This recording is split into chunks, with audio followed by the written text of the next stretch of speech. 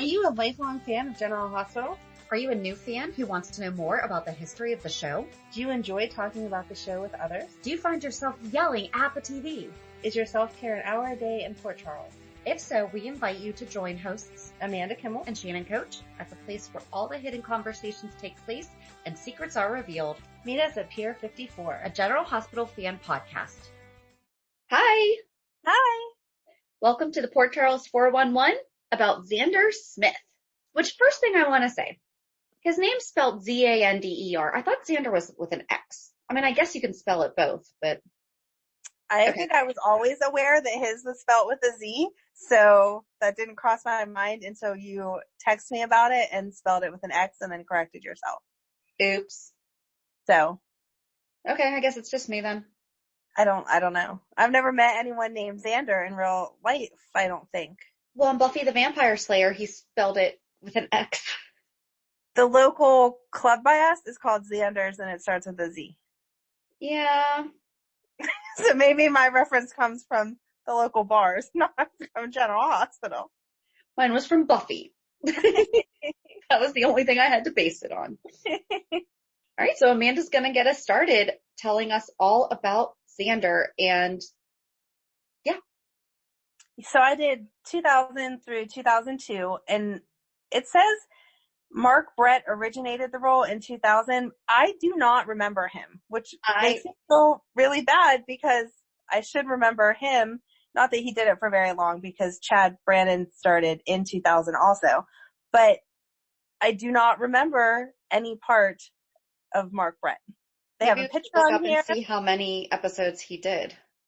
I did not look it up. I guess I should have. But they have a picture of him on here. He's very attractive, so I would think I would remember him, but I don't. So when I first read it, I thought it was going to say he played the character longer, and I was going to really feel bad because I only remembered the later Zander. But they did announce when Chad took over, they said the role will now be played by, and that made me happy because I hate that they don't do that anymore like we've talked about before. I agree. And all right, so on his IMDb, it just says Zander number 1. All right. Well, I don't know. I don't know. I'm not that it matters. I felt bad that I hadn't remembered him. So anyway. Okay. So you heard them say the role of Zander Smith. Did it sound like Mr. Feeney to you? Oh, I'd have to watch it again. I'm sorry. Go back and listen to it and let me know, because the first time I listened to it, I was like, is that Mr. Feeney? All right, I will re-listen and let you know if I think it's Mr. Feeney, which I'm sure is not his real name either, but okay. It's not. I just forget his name right now. Yeah. No, you're good. Okay, so 2000 to 2002, I used General Hospital Fandom because that's our favorite site because it gives usually the best information. I used it also. Okay. Just get that out there now. There you go. Exactly. And my time frame in my mind, which we know happens often, was off with this too because I thought that Zander and Emily dated younger than what they were. Like that he was still in high school with them and stuff, but he wasn't. He was out of school. So I'm glad that I reread it because it jogged my memory.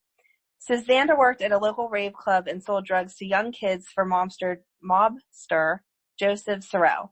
One night, Emily Quartermain attended the club and was drugged. She woke up in a hotel room with a dead man next to her.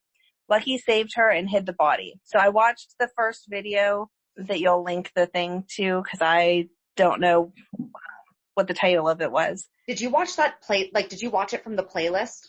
Yes.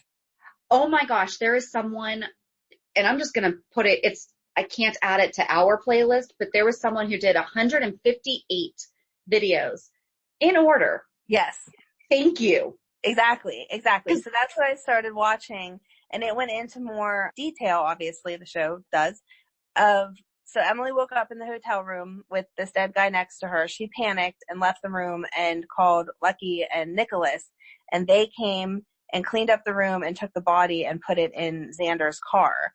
And that ended up framing Zander for the murder of this guy who happened to be an undercover cop, but he had not actually killed the cop. It was Sorrell's men who had killed the cop. Which again, Sorrell has been a significant part of that time period. And we still can't find any information or videos of him. Right. Have never seen the man, but he's this huge crime lord. But then we've seen him, but we can't find information on him. Remember when we tried to do the 90s mob? Right. That's what I mean, is there should be pages and pages of information on him. No General Hospital fandom of him, nothing on YouTube. It's like he never existed, and yet he was a huge nemesis to Sonny and Luke and... Yes, for a long time, because I didn't realize Zander worked for all of the mob bosses as the story goes on. So they believe that Zander was responsible for Ted, was the undercover cop's name, for Ted's death because he had been in the room that night. But Zander had actually prevented Sorrell's men from killing Emily as well. They planted Ted's body in Zander's car, and at the next raid, they called the police. On the night of the raid, everything was going as planned until the police showed up. Zander got scared and grabbed a frightened Emily at gunpoint and drove away. And that was your boy Taggart that showed up to make that arrest. And which Emily was this? Original Emily. Amber Tamblyn? Yes, I love her. It made me want to watch, what's that movie? Of the Traveling Pants? Sisterhood of Traveling Pants. I've never seen that. What? Mm-hmm. Oh, you have to watch that. Oh my gosh. Quarantine to-do list. Yes, exactly. I made my kids watch it. It's cute. While on the run, Zander and Emily fell in love. Jason tracked them down, and Emily pleaded with him not to kill Zander. She told her brother that Zander didn't kill the cop and that Sorrell was behind it. Jason let him go, but told him not to come back.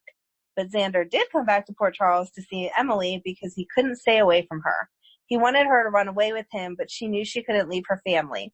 Instead, she convinced him to turn himself into the cops since he hadn't actually killed anyone. He agreed to it, but Nicholas and Lucky saw them talking in the park and attacked Zander. Despite Emily's protests, they called the cops, and Zander went to jail. And the videos of that was really cute. He snuck into her room, and Edward was threatening to cut down the tree that led up to the window of her room because she kept having people sneaking in or she was sneaking out. Yep. And Monica thought that she had, this is when she was dating Juan originally, that she had Juan sneak in her room and was hiding under the bed, and really it was Zander. So, and that brought back some memories because Gia was there then. All these characters that we've been talking about because of Taggart's return was all part of this ring of kids then. Emily was able to get Alexis Davis to be Zander's lawyer, and she got him a deal so he could be released. When Sorrell tried to kill him, Emily convinced Sonny Corinthos to protect Zander until he could testify against Sorrell. Near Christmas time, Zander, Sonny, Emily, and Alexis were leaving the police station when two of Sorrell's men, dressed as cops, opened fire on the group. Sonny and Zander were shot and put in the hospital, but each made a full recovery. Did you watch the video of that? I didn't, but didn't we talked about that a couple weeks ago, I feel like. Is that the one where he picked her up off the, like Emily jumped in his arms and he was spinning her around in the snow? And then they opened fire on them? That would make sense, because I think we talked about it when we were doing Sonny a couple weeks ago for the mob boss. Mm-hmm. That he got shot coming out of the police station then. So I think that's the same time, but I didn't watch that one. Emily's family hated Zander and tried everything to keep the two apart. When they shipped her off to boarding school, Zander went after her and then came back to Port Charles to live together. Edward faked an assault on himself and claimed Zander was responsible. Zander was arrested and Emily broke up with him as part of a deal with Edward to get the charges against Zander dropped. Everyone eventually found out what Edward did and Zander was released. Emily moved in with Zander above Kelly's against her family's wishes. Again, why aren't people living above Kelly's anymore? I know, that drives me crazy because everybody started out living. Liz lived there. Kelly's. Jason lived there for a little bit, didn't he? Mm-hmm. Lucky lived did. There. Everybody, that's like where you go when you're too old to live at home, but too broke to have a real apartment. You go live above Kelly's. That's where Willow should have been living. Yes. Ugh. That would have been perfect. It would have. Yep. And that's where Nell would have gone. Totally would have been staying above. Yeah. Yeah, that's where Nell would have gone as soon as she got out of jail, too. Yeah. Why are they dropping the ball? Anyway, Lucky and Nicholas arranged for Zander to be able to take Emily to her prom in style, and the two made love that night for the first time. But Sorrel wouldn't leave them alone. He had some of his men try to kill them, and they knew they had to leave town together. Skye, jealous of the attention Emily got from their family, offered to help Zander and Emily get out of town. She gave them some money to catch a bus headed out of Port Charles. When they got to the station, one of Sorrel's men was waiting for them. The bus crashed into a train, and Emily was temporarily paralyzed. After another attempt was made by Sorrel to kill them, Zander begged Emily's parents to send her away to rehab and not tell him where they were sending her in order to keep her safe. I forgot about Skye having such issues with Emily, too. I know that's not really part of the Zander story, but It is, just though. back to that time. Yeah, because, I mean, Emily was not blood related, and they treated her like a queen, and Skye was blood related and was treated like dirt. Yes. But not by Alan, because Alan loved them all. Yes. Alan was sweet to everyone. The whole family just fell in love with Emily, though, because she was young and spunky and needed a family after her mom passed away. So yeah. Skye was a grown-up by the time she came into the picture. It's not like she was a little girl that needed... Have we done Skye yet? We need to do No. Skye. There you go. Add that to the list. Zander tried to rescue Carly and Alexis when Sorrel took them hostage, but ended up getting shot. He was one of the many suspects when Sorrel was found murdered in the hospital bed, but he was actually innocent. Zander then went to work for Sonny at his warehouse and did some side jobs for him. When Sonny had AJ kidnapped and held at his warehouse, he persuaded Zander to go in and have AJ sign his rights to Michael away. When AJ got free, he called and told Emily that Zander had held him down and poured alcohol down his throat for Sonny. Emily again believed AJ and blew Zander off. Estranged from Carly, Sonny asked Zander to watch over Carly without letting her know he was doing so.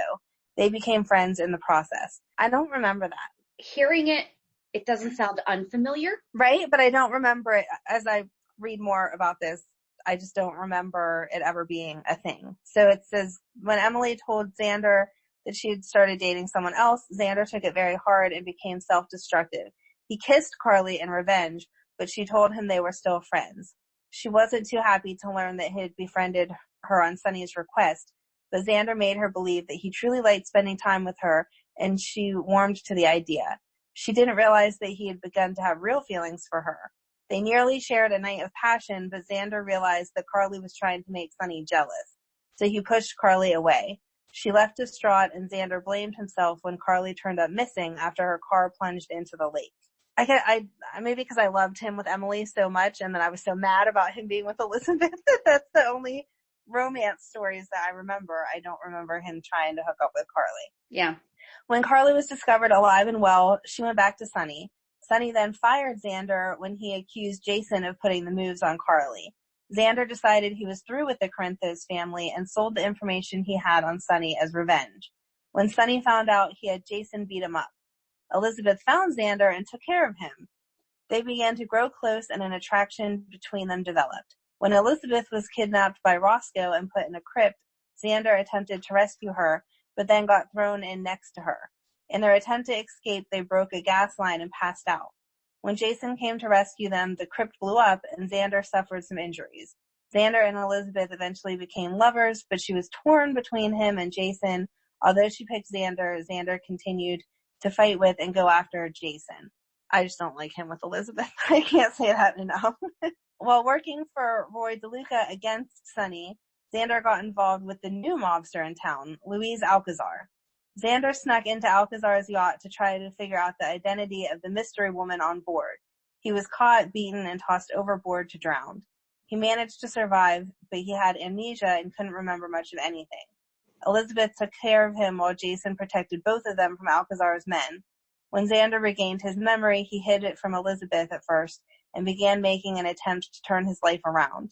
He gave a statement to the cops about what happened on the boat and went to work for Ned at ELQ. So he really did work for all the mobsters. Yeah. How did he not end up dead before? I'm surprised it was, you'll get into how he died, but I'm surprised it was not one of those mobster families. Spoiler alert! I'm not telling them. I'm just saying. You said he died. Oh, well, I mean, he's not on the show anymore, and we know he died because Cameron talks about how his dad's not here anymore. But we didn't talk about the fact. You can show your sadness for that in a minute when it's your turn. Okay. He soon resorted to his old habits by agreeing to help Ned go after Sonny. His past also caught up with him when he discovered his estranged father had come to Port Charles. He had flashbacks of his brother's death and immediately went back to using drugs to ease his pain.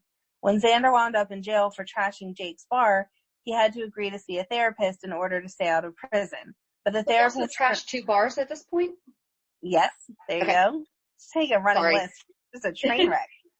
But the therapist turned out to be his estranged father, Cameron Lewis. They traded insults regarding old wounds before Cameron stormed off. Zander shared with his new best friend, Gia, that several years earlier, Zander's older brother had been killed in a hunting accident, and Cameron blamed Zander. So that's that. Yeah, he did a lot in those 2 years. 3 different mob families, 2 different restaurants, bars he destroyed. 3 women? 3 different women. He was a busy boy. Amanda, guess what time it is? What time is it? It's time for me to pick out my FabFitFun selections. Oh my gosh, you were so excited with the last box. What are you going to get this time? I love FabFitFun. Seriously, I've been using it for over a year, and at first I was like, do I really want to, spend money on that? Yes. I know how excited you get you over were. $200 worth of products for only $49.99, and it's once a quarter. That's not bad at all. No, not at all. One of the items that I'm getting in my spring box is a light therapy anti-wrinkle light. I've seen them listed other places for well over $100, and that's going to be included in my box. They also have robes, different lotions, sprays. There's a really cute umbrella on there. Tons of things for you to pick out. You're making me want one. You could go to our website, pure54podcast.com, and just go under the savings tab and click the get offer button under the FabFitFun. Make sure to use promo code RAINBOW and you get $10 off your first box. That's a deal. It's amazing. So go check out our website, pure54podcast.com, and make sure to use promo code RAINBOW for $10 off your first box. And you're going to love it. So then in 2013, No. And then in 2003, Zander nearly died of a drug overdose, and Gia rushed to his side and tried to get his father to see the damage he had done to Zander. And I forgot that Gia had been recast. Oh, yeah. I feel like every time we have talked about her. You're picturing originals, Gia. And the fact that she left law school and this and that and the other thing. Yeah, this recast Gia left to go back to law school. So back to the Taggart thing, when we were like, how'd that happen? She was actually working with Alexis for a little bit, which it does come into play here because she talks to Zander on behalf of Alexis a lot of times. Okay. So I totally forgot that she was working in any legal profession capacity. Now that you say it brings it all back because of watching the more recent episodes to the storyline. But yeah, I had not remembered all of that.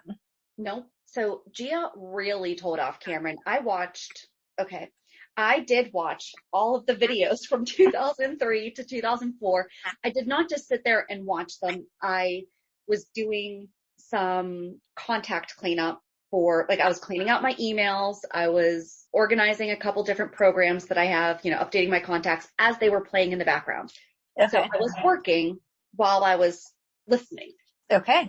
And she really told him off. It was like, how could you really do that to him? Can't you see that he needs you? He was a kid, all of that. And Cameron began to realize the consequences of his judgment and hostility. But it would be some time before father and son could deal with each other civilly. Had you mentioned that his name was Cameron? No. Okay. So Cameron is Zander's dad. Right. Yes. No, it said that at the end of whatever. Cameron's Zander. Yeah, we said that somewhere. We said that at the beginning of the conversation, didn't we? I don't know. I remember you kept saying it turned out to be his dad, but I don't think. Okay. Oh, well. Yeah, it said it in the end of my last pair. Okay. And is Zander's dad? Is that what you're saying? Yeah. Yeah, it said the last paragraph that I read said that the therapist, he had a blah, blah, blah. The therapist turned out to be his estranged father, Cameron Lewis. Yeah. Okay. For some reason, I just wasn't listening to that part, I guess. I was going to say, I know I said it, but I guess I did. Estranged father, and that they had the issues over the brother dying. Yeah. Yes. but it would be some time before father and son could deal with each other civilly. Gia continued to help Zander get his life back on track, much to the outrage of her fiance, Nicholas. Mm-hmm. Desperate to hang on to Gia, Nicholas tried to bribe Zander to get out of town, but Zander refused. He grew closer to Gia after she broke up with Nicholas, as they both supported Alexis during her murder trial and subsequent custody battle after the judge ordered Christina into the custody of Ned. Right? Ah! All these things we have to talk about. When AJ torched the gatehouse in a plan to get baby Christina into Edward's custody, Zander saved Ned from the fire and asked Cameron to help Alexis deal with her situation. Soon after, Emily returned to Port Charles, and this is when she was recast as Natalia Livingston, which, fun side fact, she's from Johnstown, Pennsylvania. Oh, I didn't know that. 2 hours away from us. Not even 2 hours away from us, right? It's like an hour and a half, yeah. So, good old PA girl. Emily returned to Port Charles and Xander's arms. They ended up covering for Cameron and Alexis when Christina was kidnapped, first by Sky and AJ, then by Alexis. And I did watch this because they were actually trying to get Zander and Emily arrested for bringing Christina back, but they were saying that she was the one they were the ones who had kidnapped her, even though they did rescue her and they brought her back. Right. On the anniversary of Peter's death, Cameron revealed that Peter had committed suicide and that Zander wasn't responsible for his brother's death. And we should change that Peter died by suicide and that Zander was not responsible for his death. I'm sorry. What kind of father lets his child think for years? And yes. Okay. Right. And I don't even understand, especially since he's supposed to be a therapist. You don't realize how you're going to screw up your kid's life by thinking that he had something to do with his brother dying when in actuality it had nothing to do with him. Yep. When Zander asked why Cameron never tried to find him and tell him, Cameron told him that he thought Zander would be better off away from Cameron. Ridiculous. Mm-hmm. Then Zander came into Emily's room through the tree. Oh, behold it. So first, when she came back, I don't remember what order this was in, but there was a scene where Edward walked into her room and found them in bed together. Oh. And Edward was losing his mind. And Emily said, if you had just knocked, I would have told you that I had a guest. Monica and Alan come walking in. Oh my God. And then they wound up having this whole conversation. Hold on, let me see. I'm looking ahead. I don't see it in here. So they have this whole conversation about Emily's like, listen, I've been away at boarding school. I've been living my own life. I'm 18. Because Edward was saying that he was going to have him arrested for seducing her. And he's like, she's 18. That's not going to work. Right.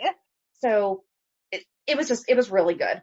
Because then downstairs, they were arguing about it. Once everyone was dressed, they were all downstairs. And Tracy came walking in with Dylan. Mm. And this was the first time that Tracy met Emily and Sky and all. Wow. It was so good. And it was the first time that we saw aged up Dylan. Yeah. It was the first time that Dylan met Ned. Oh my God. That's just a whole other thing. Yeah, because Tracy introduces him and says, and this is your big brother, Ned. Wow. I can get lost in that rabbit hole forever. So many things to talk about. This is why I was very grateful for this person. And I think it's Travis Shamrocky. Okay. Or traveshamockery. Either way, the playlist will be in our show notes because it's an excellent playlist that's put together. But I'm very thankful for that person because it prevented me from going down the rabbit hole because they just played one right after another. Yes. So thank you. Anyway, so then Zander caught Emily trying to inject herself with something, and he convinced her to get help, thinking that she was addicted to drugs. Mm-hmm. And it was actually really good because, he tore apart her room. He grabbed all the bottles. He went in the bathroom and locked the door, and you heard flushing and everything. And Emily was losing her mind. Right. So then Monica comes in and actually kind of diffuses the situation. Zander has to leave, and Monica tells Emily, I got your records from college or whatever. I got your medical records. I know that you have breast cancer. Mm-hmm. So she was really taking alternative medications for breast cancer, and he didn't know it, but he promised to help get her into rehab and help her get off the drugs and everything. Emily convinced Zander to give her some space, during which Zander got beat up by a drug dealer. Gia found him and even covered for him when drugs were found in his jacket. Zander was confused when Emily was thrown from rehab after only a few days and picked a fight with him and called Gia to make sure that Zander didn't do anything stupid in anger. Later, they made up and spent a lot of time together. And so there was this really nice clip that showed she was finally going to tell Zander, and they were going to have the perfect day. And because he kept saying, he's like, I know you're doing great. And he actually I think he told Monica she's addicted to drugs and she won't get help. Mm-hmm. You know, and I think that's when she said, I know that you have breast cancer. You know, we'll get through this. And he said something again to Monica, and she was like, without saying anything, she said, you know, Emily's really going to need you during this time. It's going to be difficult. It's going to be challenging. So, but she was very careful with her words that she was using. But Emily is talking to their new butler about a picnic that she wants to put together at the boathouse. And they're going to spend the day together, blah, blah, blah, blah. And then she's going to tell him, do you remember who the new butler was?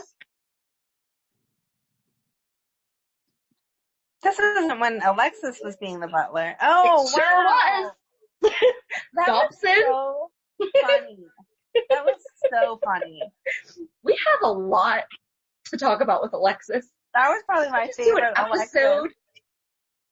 We could just do an episode on Dobson, an episode on murder, an episode on...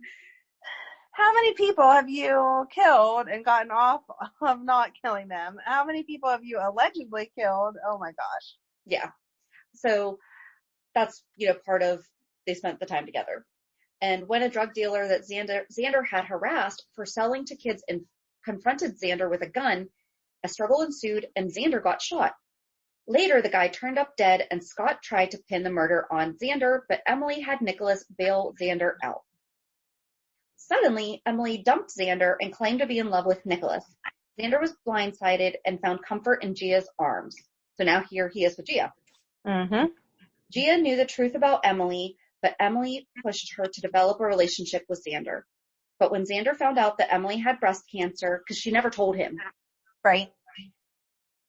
and had lied to him due to her misguided need to protect him from watching her die, he rushed to her side.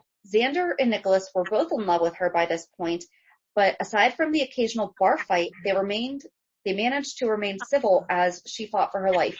Another funny clip was they got drunk at Jake's and Coleman was there. Oh, And, wow. I mean, they were smashed and they had a fight, and then finally they were like, okay, we can't do this. And they were doing cheers to her eyes, cheers to her smile, you know, and then, oh my gosh, who was it? Coleman called Lucky and Lydia. I think it was Lucky and Lydia to come pick them up. And Nicholas was so polite his manners were just, Lucky at one point said he's the only person I know whose manners improve when they get drunk. So they actually went to go see Emily and see her while they were drunk. And Nicholas is like, I walked into a door, and Zander's like, I fell on a table. And it actually made her laugh because she was like, they're lying to me, but they're smashed. Like, that is just, it was a really good scene. It was really funny. So that's what they're talking about with, aside from the occasional bar fight, because Coleman didn't even kick them out. They just sat on the floor up against the bar doing shots. Oh my gosh. Certain she was going to die, Emily married Zander at her hospital bedside. But she recovered and then moved to Nicholas's old cottage. They tried hard to be happy and even watched over baby Christina for Zander's father, because at some point Cameron is the one who wound up with Christina. So we'll just, Okay. Yep. But what Zander did not want to face was that Emily was truly in love with Nicholas and had only married him out of guilt. And I think it was Lucky told her, you love them both, but your eyes light up with Nicholas. Aww. You know, Zander did come face to face with this fact when Nicholas's new wife, Lydia, showed him pictures of Nicholas and Emily making out in the cottage. Enraged, Zander attacked Nicholas, who was already in the hospital for another reason, did not go down the rabbit hole. Good job. Afterwards, Zander demanded that Emily make a choice, Nicholas or Zander. Although she chose Zander at first, Emily could not ignore her feelings for Nicholas.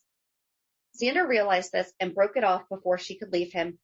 But after some encouragement from Gia, Zander decided to try to fight for Emily. On Halloween night, Zander found Emily in the arms of Nicholas, making love at the cottage. Devastated, Zander met up with Elizabeth, who had a fight with her estranged husband, Rick, because she just found out that Rick had Carly, who was pregnant, locked up in the basement. Oh, in that room. That was so good. This was their estranged argument. Like, this is what caused them to be estranged. And so Elizabeth and Zander fell into bed for one night of passion. Zander didn't have any regrets the next morning, but Elizabeth did. And oh yeah, the second the door shut, she called Emily. Thanks. Thanks for telling me seriously. after you slept with my husband. That was nice. Yeah. And I wrote down, I said, Elizabeth really called Emily right after Zander walked out the door after they made Cam. Mm-hmm. Then after getting drunk and stumbling across Faith doing business on the docks, and that's my girl Faith Roscoe, Yes. Zander began working for Faith in mob-related dealings. Faith had made an enemy out of Nicholas and had Zander put a bomb on Nicholas's new freighter. But when Zander found out that Emily was on board, he ran to rescue her. The bomb blew up and Zander was hospitalized, but his injuries didn't prevent him from threatening to kill Jason. Elizabeth tried to convince Zander to give up his career as a criminal, but Zander refused. Zander finalized his divorce to Emily with few words, but later shed tears over the loss of Emily. Elizabeth repeatedly tried to tell Zander about their baby. Well, I'm glad that I mentioned that she had gotten pregnant because this forgot to. Yeah. And Emily was at the hospital when Liz found out that she was pregnant. Mm-hmm. Like, she was the first one that she told. Yes. But each time, Zander cut her off before she could get the words out. Seeing Zander's attitude, Elizabeth was reluctant to tell Zander that he was going to be a father. But Rick convinced Elizabeth that Zander had the right to know. They told Zander together aboard the Haunted Star, and Rick did his best to convince Zander to sign over his parental rights to him. Zander agreed at first, but later changed his mind. He used the parental rights issue to blackmail Rick into framing Nicholas for murder of Cody McCall. Oh, wow. Zander planned to send Nicholas to prison so that he could reunite with Emily. Rick complied at first, but it became obvious to too many people what was going on. Just like it's going to be very obvious when Michael and Willow get married. You think? Uh-huh. When Zander physically attacks Nicholas during a visit and then demands Nicholas to be charged with assault, Rick has Zander arrested instead. Rick then convinces Zander that he could make a jury believe that Zander killed Cody to frame Nicholas. Zander then signs away his parental rights to keep Rick from convicting him. No longer caring about what happened to him or anyone else, Zander told Faith that he would kill Jason during the delivery of a shipment. But the cops showed up as well, and a shootout ensued. One of the cops was shot in the back. When Rick pressed Faith about it, she named Zander as the shooter in exchange for Rick's protection against Sonny and Jason. Unable to prove his innocence, especially when the cop named him as the shooter, Zander went on the run. He convinced Maxie to hide him at her house, and she reluctantly agreed. They shared a tender moment while talking about lost love. I did not remember. Right? Side kisses. He was a busy boy. He confronted Emily and tried to tell her that he still loved her, but Nicholas came on the scene and Zander threatened to kill Nicholas in front of her. In a scuffle over a gun, Zander got shot in the leg. So we're up to two times he was shot? Yes. Maxie snuck Zander into a room in the basement of the Port Charles Hotel and then went to the hospital to get Zander pain medication for his wound.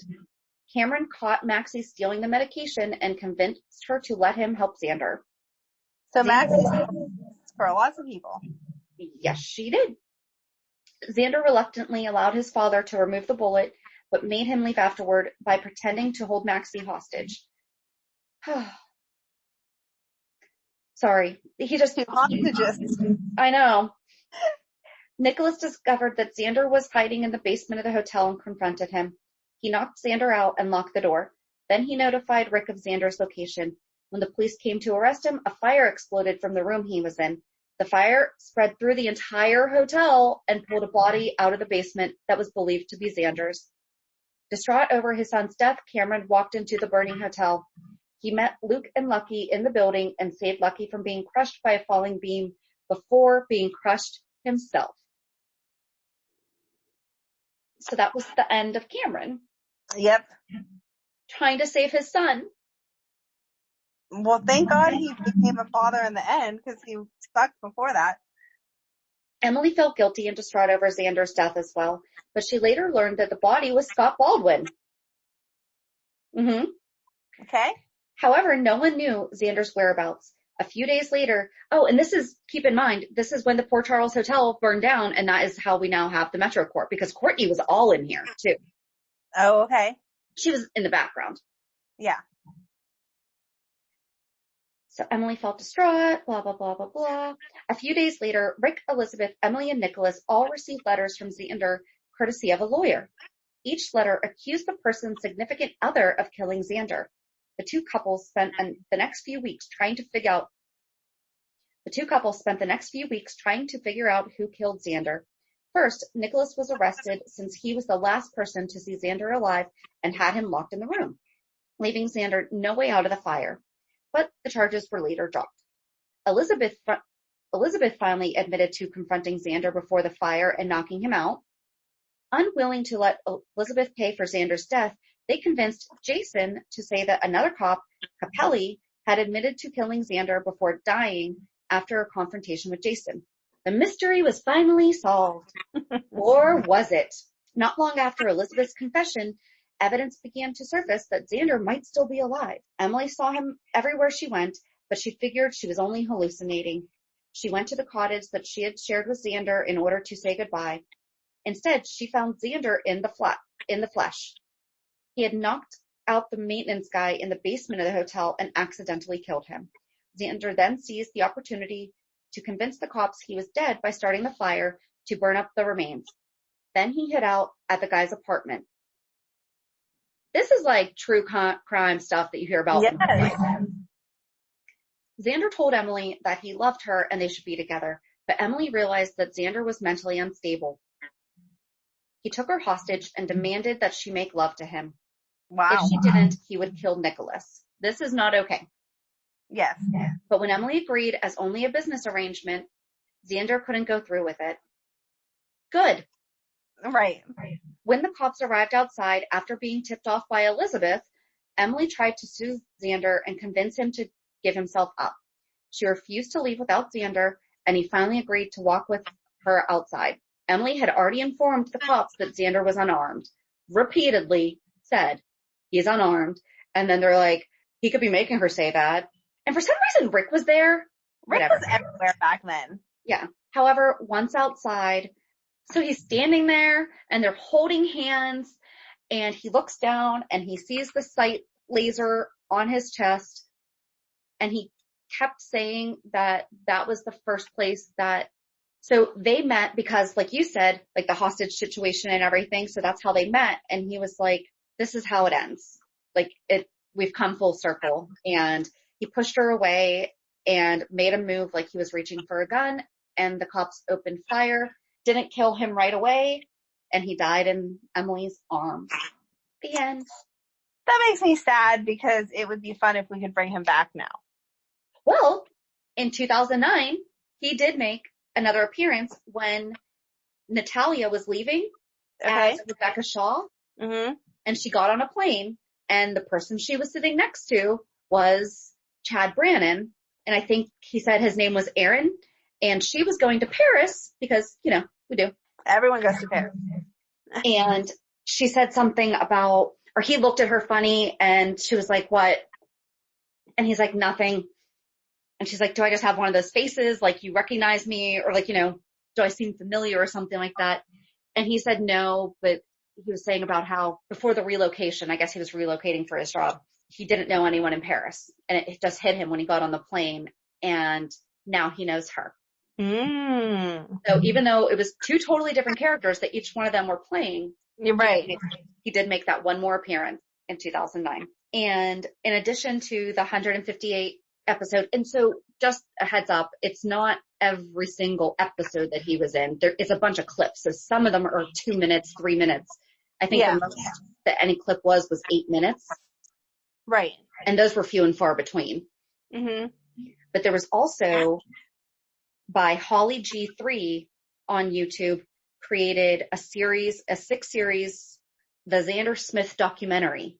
Oh. And that will be posted on our show notes also. Could not find part 3, and there was no sound in part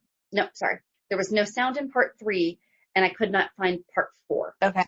But it starts with announcing recast to Chad Brandon. So I really don't think that Mark guy was in very many episodes. Maybe he was like a background character, like something going down on the docks or whatever, and so they had named him, but he hadn't really done anything. I don't know. Everything that I found was like you're saying, whenever the Zander that we remember was Zander. Yeah. So he must have only been in a handful of episodes, I would imagine. Right. And so part of the documentary, it's set to, well, I think there's other songs too, but there's a good chunk of it that's set to The Reason by Hoobastank. Oh, okay. In the background. And I wrote, seriously, how are there no videos or more info about Sorrel? Mm-hmm.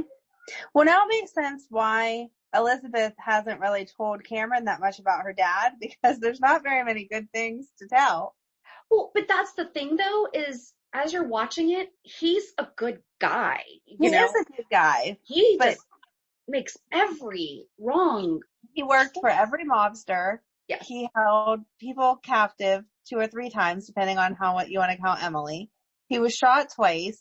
Like, it would be very hard to be honest with your kid and not include that stuff, especially now that the internet does exist. You know that your kid would then be Googling these things that happened and finding out. How is he not? Yeah. Do you think that he even knows his actual name as Zander Smith? I would think so. But then I think that a lot of Zander had a very traumatic experience as a child and was blamed by his father, and turns out was not even if it was a hunting accident. You still don't tell your kid that it's his fault that your other kid died. Yeah, because the kid's already thinking it. Yeah, that's crazy. Oh, there I get that word again. But that is the real definition of crazy there. It's just, I understand even thinking it. Right. But to say that to them, there was definitely a lot of issues before that. You know, I mean, and Zander talked to that in a lot of the clips. Right. Say Peter was the perfect child. Peter had his life planned out. I was the mess up, you know, and then he went and died, and it was like, but he never really was able to heal from that. So no wonder he was a mess. Right. But I didn't like him with Elizabeth, but thank goodness that gave us Cameron, because I love young Cameron. Yes. So that's the background of Mr. Zander Smith. YouTube is full of information on him. I really enjoyed it. It seems like he had quite the following. I think just that time frame, like we've talked about before, those young love romances were fun to watch. And because I like to be a creeper, I did check for Chad Brannon on Instagram, and he is an entrepreneur owner of Carly Jean Los Angeles, which is a store, like a clothing store that he owns with his wife, Carly Jean. Oh, cute. And it looks like some really, really cute stuff. But he's not very active on Instagram. He has a few pictures of his family, a couple things that he's done like a little bit of acting. Okay. But overall, it doesn't look like he does voiceover work too. Oh. So you might hear him more than you might see him. Huh. But yeah, I mean, before his last post was February 8th of this year. And before that, it was November 17th. And then before that was May. Oh, okay. Yeah. So he's not very active, but it looks like he's having a good time. That's all that matters. Mm-hmm. And he looks the same. And that's all that matters too. How do people never age? Well, we don't. So, yeah. you know. Yeah. So that is all about Mr. Zander Smith. And sorry, I did not look up Mark Brett because forgot about him. I feel so bad. Don't feel bad. We couldn't It's even like find. the third Carly. We forget her name too. Yes, yes. So join us on Monday as we do our recap of this week's episodes and Flashback Friday. Have a good weekend. And we'll meet you at the pier. Bye. Bye. If you enjoyed today's show, we invite you to go to peer54podcast.com to subscribe on your favorite platform. Don't forget to leave us a review. And you can also follow us on many social media channels. Just search for Peer 54 Podcast. Also, we are not perfect, so if there is something that we missed or messed up, just let us know by emailing us at peer54podcast@gmail.com.